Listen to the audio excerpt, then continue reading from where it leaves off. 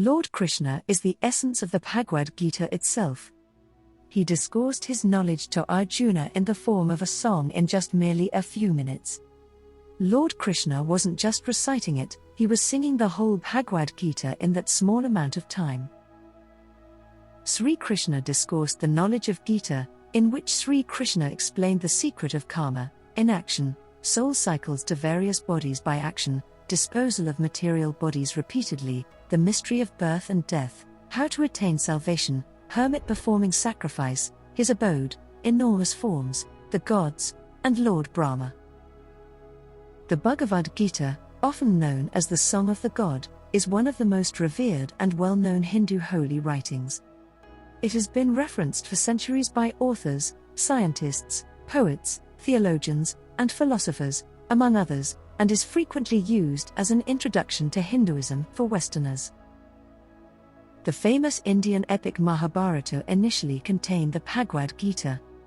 This means that it was likely written around the same time as the epic, which is roughly between the 5th and 3rd century BCE. However, not all scholars are in agreement that the work was originally part of the Mahabharata text, and so they place its composition around the 2nd century BCE.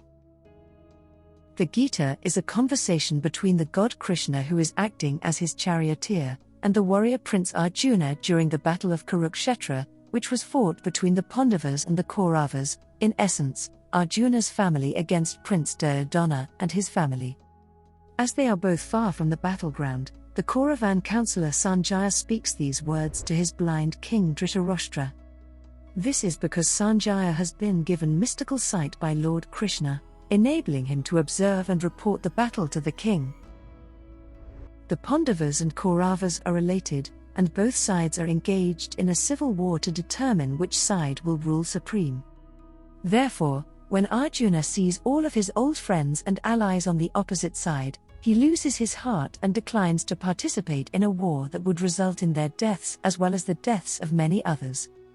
The conversation between Prince Arjuna and Lord Krishna about what is moral behavior, correct understanding, and ultimately the purpose of existence and the essence of the divine makes up the remaining text. The Vedas and Upanishads, two of Hinduism's most important texts, are combined in the Gita to create a single, coherent vision of faith in a single God and the underlying oneness of all things. The text gives instructions on how to elevate the mind and soul to see beyond appearances, which deceive one into thinking there is duality and multiplicity, and recognize these are illusions. All aspects of existence and human beings are a unified extension of the divine, which one will recognize once the trappings of illusion have been discarded. The Bhakti movement was sparked by the Gita, and this movement later encouraged the rise of Buddhism, Sikhism, and Jainism. Krishna describes the path of selfless devotion as one of the paths to gain self-actualization, acceptance of the reality of existence, and freedom from the cycle of rebirth and death, the other two being knowledge and action. The Gita continues to be the primary scripture of the modern Hare Krishna movement, which is an expression of Bhakti itself.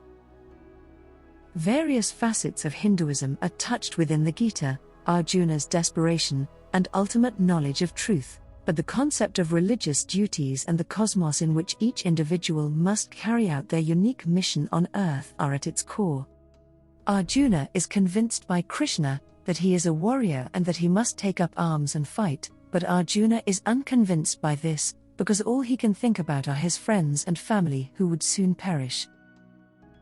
Krishna had to then go beyond the traditional ideology of religious duties to explain its fundamental nature and significance, and how the qualities, which contribute to incorrect understanding and the acceptance of illusion, only serve to divert one from their righteousness.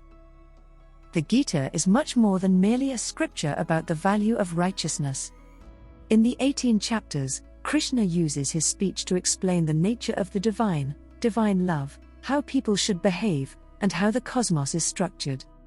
Krishna, a manifestation of the Hindu god Vishnu, at one point declares himself to be Brahman itself, demonstrating how all of Hinduism's many gods are Brahman in various guises.